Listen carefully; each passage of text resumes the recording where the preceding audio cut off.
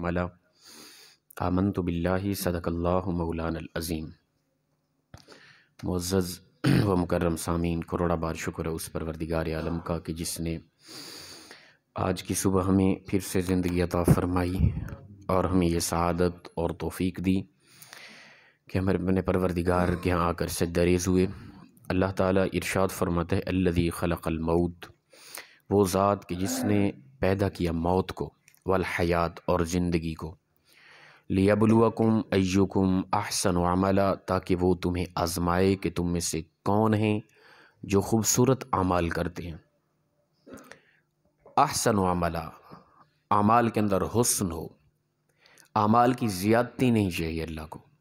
رب تعالیٰ نے یہ نہیں دیکھتا کس نے کتنی نوافل پڑھی تھی، کس نے کتنی زیادہ تسبیحات پڑھی تھی، نا کس نے کتنا کیا تھا، اس میں خلوص کتنا تھا۔ احسن عملا ہے، اعمال کی زیادتی نہیں، اعمال کے اندر حسن چاہیے اللہ کو۔ اگر میرے اور آپ کے اعمال، اچھے اعمال میں ریاکاری ہے، دکھلاوا ہے، اس میں حسن نہیں ہے، رب تعالیٰ اس اعمال کو نہیں چاہتا۔ تو فرمایا وہ ذات جس نے موت اور زندگی کو پیدا کیا، پہلے موت کا تذکرہ پھر زندگی کا تذکرہ ہے۔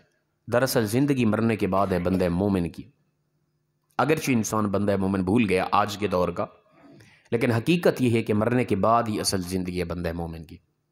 لیبلوکم ایکم احسن عملا، تاکہ تمہارا رب تمہیں آزمائے کہ تم میں سے کون ہے جو خوبصورت عمل کرتا ہے۔ حدیث مبارکہ ہے کہ کسی صاحب نے آ کے عرض کیا رسول اللہ، دنیا کے اندر عقل مند انسان کون ہے؟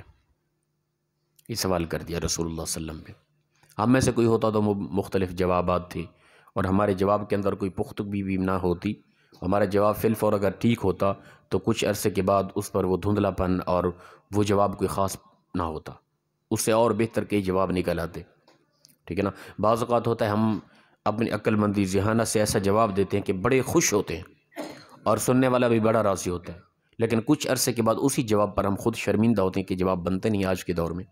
لیکن رسول اللہ صلی اللہ علیہ وسلم نے جو عقل مند ہونے کے متعلق جواب دیا نا، وہ قیامت کی صبح تک اگر ہم اس پر غور کریں، قیامت کی صبح تک آنے والے ماڈرن سے ماڈرن دور میں بھی اگر اس پر توجہ کی جائے تو اس سے بہترین اور کوئی جواب نہیں عقل مند کے لیے۔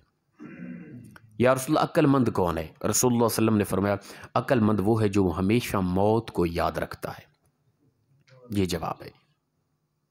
ہم میں سے کسی کے ذہن میں یہ چیز نہیں آنی تھی، ہم مختلف جواب دینے تھے۔ مجھ سے کوئی پوچھتا، میں نے کہنا تھا کوئی جس کے پاس ڈگریاں زیادہ ہیں، جو کماتے کماتے آگے نکل گیا، جو سیاست میں آگے نکل گیا، ٹھیک ہے نا۔ ہر کوئی اپنی فیلڈ میں اپنی طبیعت جو جہاں کہیں رہتا ہے، اپنے معاملات کو دیکھ کر اس میں آگے نکلنے والا انسان اپنے آپ کو عقل مند سمجھتا ہے۔ کسان سے پوچھیں تو وہ کہے گا کھیتی باڑی میں جس کو بہت زیادہ نفع آیا ہمارے نزدیک سب سے عقل مند وہ ہے۔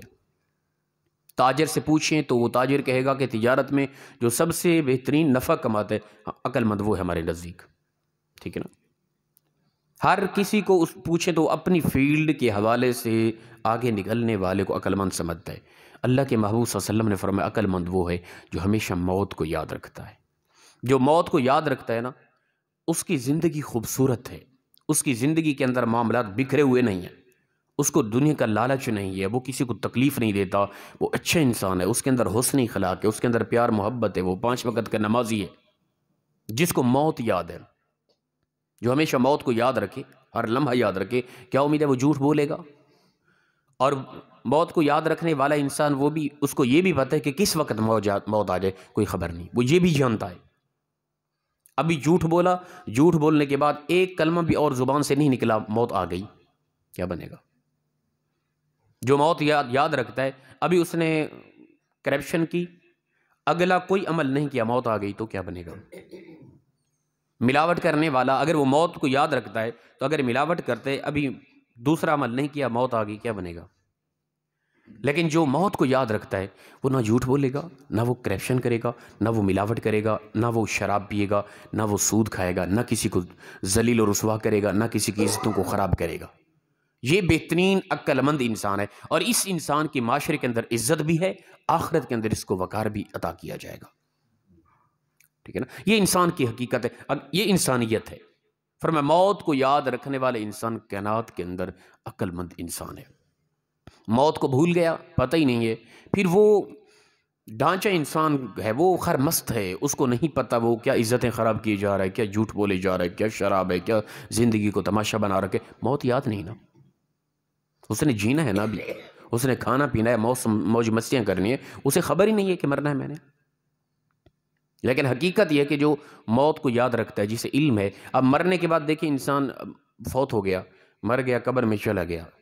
قبر میں تیسرے دن بعد اس کو نکال کے دیکھیں، وہ جس کے چہرے کو دیکھ کر ہماری آنکھوں کو ٹھنڈک ملتی تھی، ہمارے دل کو سکون ملتا تھا، قرار ملتا تھا، وہ ہماری اولاد ہے، ہمارے بہن بھائی ہے، ہمارے ماں باپ ہیں. قبر میں تیسرے دن نکال کر دیکھیں، ایک لمحے کے لیے آپ آنکھ ٹکا کے دیکھ نہیں پائیں گے اس کو. یہ حقیقت ہے انسان کی.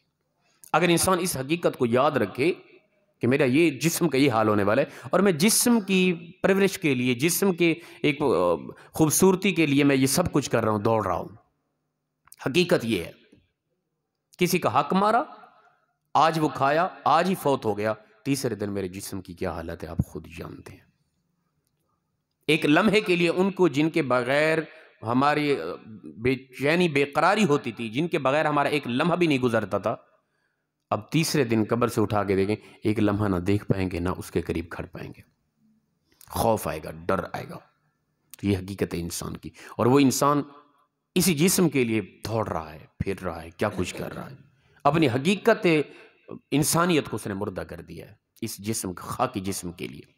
تو فرمایا کہ وہ ذات جس نے موت اور زندگی کو پیدا کیا، وہ اس لیے اس نے پیدا کیا تاکہ تمہیں آزمائے، کہ تم میں سے. آزمانے کا مطلب یہ نہیں کہ اللہ کو علم نہیں، استغفر اللہ. اللہ اپنے فرشتوں کے سامنے، اپنی مخلوق کے سامنے اس بندے کی حقیقت سامنے کرنا چاہتا ہے. وہ جانتا ہے، اسے علم ہے کہ انسان یہ کیا کچھ کرنے والا ہے. تو لہٰذا ہر لمحہ، ہر گھڑی ہم موت کو یاد کریں. ہمارے یہاں ہوتا ہے کبھی کبھار کوئی پریشانیاں آ جائیں، کوئی صدمہ ہو جائے، پھر ہمیں اللہ بھی یاد آتا ہے، توبہ استغفار بھی زبانی کلامی کر رہے ہوتے ہیں. جب خوشی کا موقع ہوتا ہے خر مست ہوتے ہیں، کوئی نماز نہیں، کوئی قرآن نہیں، کوئی توبہ استغفار نہیں. کیا امید ہے کہ جب بالکل خوشی کا لمحہ ہے اس وقت موت نہیں آ سکتی ہم پہ؟ کیا امید ہے کہ جب کوئی عید کا موقع ہے، کوئی بڑا فنکشن ہے، ہماری زندگی کا خاص دن ہے، جس دن کے ہمارا پورا معاشرے کی نظر میری طرف ہے اور میری عزت و وقار ہے، کیا امید ہے اس لمحے موت کا فرشتہ میری طرف نہیں آ سکتا؟ آ سکتا ہے. یہ ہے وہ چیز، فرمایا کہ جو موت کو ہمیشہ یاد رکھتا ہے سب سے عقل مند تم میں سے وہی ہے. میں اور آپ کس حد تک موت کو یاد رکھتے ہیں؟ ہمیشہ جس وقت ہم سے کوئی خطا ہو رہی ہے، کوئی گناہ ہو رہا ہے، کوئی مسٹیک ہو رہی ہے، کوئی وہ عمل ہو رہا ہے جو اللہ کے احکام کے برعکس ہے، اس وقت میں اور آپ یاد کریں کہ ابھی اسی لمحے موت کا فرشتہ آ جائے تو کیا بنے گا. انسان کو، اگر انسان دنیا کی لالچ سے بچنا چاہتا ہے نا، تو انسان کو دو چیزیں بچا سکتی ہیں: دنیا کی محبت، دنیا کی لالچ، دنیا کی چاہت، دنیا کے حرص و وس سے دو چیزیں ہی بچا سکتی ہیں. ایک چیز ہے اللہ کا کلام اور رسول اللہ صلی اللہ علیہ وسلم کا فرمان. اس طرف متوجہ ہو جائے انسان کو دنیا کی محبت انسان کے دل سے ختم ہو جائیں گی. دوسرا، پھر انسان اگر اس سے بچ سکتا ہے تو وہ اسرائیل کا انگوٹھا ہی آگے بچا سکتا ہے. اس کے علاوہ کوئی بھی حل نہیں. یاد رکھیں، میں اور آپ چاہیں نا بس ہم قرآن اور حدیث کی طرف توجہ نہ کریں اور دنیا سے ہماری بے رغبتی، یہ نہیں ہے. پھر وہ موت کا فرشتہ جب آئے گا نا، پھر ہمیں پتہ چلے گا اوہو کیا کرتے رہے، ختم ہو، قصہ ہی ختم ہو گیا ہمارا. تو کیا کرنے آئے تھے، سنتے تو رہے، بس یہ سوچتے ابھی تو جوان ہے نا، ابھی تو عمر پڑی ہے نا، ابھی فلاں فلاں کرنا ہے نا، اس کے بعد پھر زندگی کو خوبصورت کریں گے. وہ خوبصورت زندگی کرنے کا لمحہ آگے سوچتے رہے، پھر آگے کیا، پھر آگے کیا، پھر آگے کیا، حتیٰ کہ وہ زندگی کا لمحہ آیا ہی نہیں، موت آ گئی. اب انسان ابھی سوچ رہا ہے، بس وہ روح نکل گئی ہے. اب وہ پچھتانا، پریشان ہونا، رونا، گڑ گڑانا، اب وہ دروازے بند ہو چکے ہیں. اب انسان اپنا عالم عمل سے نکل گیا ہے، دار عمل سے نکل گیا، دار جزا کی طرف چلا گیا. اب وہ جو تو نے سوچا ہوا تھا کہ توبہ کروں گا، ٹھیک ہے نا، اور پھر وہ لمحہ آتا، پھر تو آگے چلا جاتا، پھر وہ لمحہ آتا، پھر آگے چلا جاتا. میں اکثر ہی کہتا ہوں ہماری یہ طبیعت ہوتی ہے، بس وہ نظر آتا ہے ان قریب ہمارا نظام اس طرح ٹھیک ہو جائے گا، یہ کام کرنا ہے، پھر سکون ہے زندگی میں. بس مثال کے طور پہ ہوتا ہے کہ بچہ پڑھ رہا ہے، ابھی سے یہ ڈگری حاصل کر لینی ہے، اس کے بعد یہ انجینئر بن جائے گا، بس سکون ہے، پھر بیٹھ کے 5 وقت کی میں نماز پڑھوں گا، مسجد میں تسبیح کروں گا. کتنے ایسے بزرگ ہیں جن کے کئی بیٹے انجینئر ہیں، کیا ان کے حالات ٹھیک ہیں؟ نہیں ہیں بالکل. ہمارے یہاں ہوتا ہے بس یہ بچہ ڈاکٹر بن جائے گا پھر سکون ہے زندگی میں. کتنے ہیں جن کے بیٹے ڈاکٹر ہیں وہ سکون میں ہیں؟ کیا نہیں ہے سکون میں؟ کتنے ہیں سوچ ہوتی ہے بس یہ کرنے لگا ہوں، یہ کاروبار شروع ہو جائے گا پھر مطمئن ہو سکون میں ہوں. کتنے ہیں جن کے اس سے کئی گنا کروڑ گنا بہتر کاروبار ہیں، وہ سکون میں ہیں کیا؟ زندگی کے معاشی حوالے سے آپ امن پر سکون ہونا چاہتے ہیں اور آپ سمجھیں کہ امن و سکون اسی میں ہے، تو بہت بڑی غلطی بھی ہے. امن و سکون اسی میں ہے. ہم موت کو یاد کریں، دنیا سے بے رغبت ہو جائیں، دنیا کی محبتوں کو دلوں سے نکالیں، دل کے اندر آخرت کی جنت کی محبت کو پیدا کریں، جنت کا خوف اپنا جہنم کا خوف پیدا کریں، اللہ کی رضا خشیت الہی دل کے اندر ہو، گناہ سے بچیں، نیکی کرنے کی کوشش کریں. ٹھیک ہے نا؟ یہ بہترین اعمال ہے. احسن و عملہ اللہ دیکھنا چاہتا ہے، اللہ ظاہر کرنا چاہتا ہے، اللہ واضح کرنا چاہتا ہے اپنی ساری مخلوق کے سامنے، اے میرے بندے تو کیسا عمل کر رہا ہے. پھر جب تو اچھا عمل کرے گا پھر تیری دنیا جیسی بھی ہے پھر کوئی پریشانی نہیں ہے، پھر تیرے موت کا وقت بھی آرام سکون سے عیش و عشرت ہے، پھر قبر بھی کے اندر بھی سکون ہے، محشر کے اندر بھی سکون ہے، پھر تو جنت کے اندر داخل کر دیا جائے گا. پھر وہ تیری سکون کی زندگی ہے، تیرے رشتہ دار ہیں، تیرے قریبی ہیں، تو خود ہے، سکون کا جہان ہے. وہاں نہ پھر موت ہے، نہ تھکاوٹ ہے، نہ اکتاہٹ ہے، نہ کوئی بیماری ہے. انبیاء کا دیدار ہے، اولیاء کا دیدار ہے، وہاں اللہ کا دیدار، سکون، آرام ہے. پھر وہ ہمیشہ انسان رہنے والا ہے، ہمیشہ کی زندگی کو انسان کبھی نہیں. اگر اس طرف ہم توجہ رکھیں ہماری زندگی دنیا کی خوبصورت رہے. اللہ پاک سے دعا ہے رب تعالیٰ مخلصانہ انداز میں عمل کی توفیق عطا فرمائے. وآخر دعوانا الحمد للہ رب العالمین. اللہ